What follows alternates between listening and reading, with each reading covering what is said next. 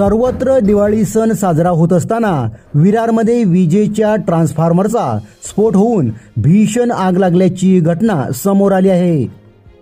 विरार पश्चिमेकडील तिरुपती फेज 2 परिसरातील पूनम रेसिडेन्सी सोसायटीला लागून असलेल्या ट्रान्सफॉर्मरचा सोमवारी दुपारी स्फोट झाला। हा स्फोट होताच येथील रहिवाशांमध्ये एकच घबराहट पसरली। पूर्ण ट्रान्सफॉर्मर आगीच्या विळख्यात आल्याने तो जळून खाक झाला। यावेळी संपूर्ण सोसायटी आग विझवण्याचा प्रयत्न करत असल्याचे दिसून आले। या घटनेची माहिती मिळताच या परिसरातील बहुजन विकास आघाडीचे माजी नगरसेवक रंजन पाटील यांनी तत्काळ अग्निशमन दलाला संपर्क करून घटनास्थळी धाव घेतली। यावेळी माजी नगरसेविका सुरेखा कुरकुरे यांचीही उपस्थिती होती।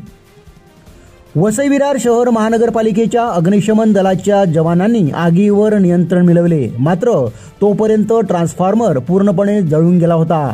या आगीच्या घटनेत कोणतीही जीवितहानी झाली नाही, मात्र दिवाळी सण साजरा होत असताना अचानकपणे ट्रान्सफॉर्मरचा स्फोट झाल्याने सोसायटीमध्ये भीतीचे वातावरण निर्माण झालं होतं।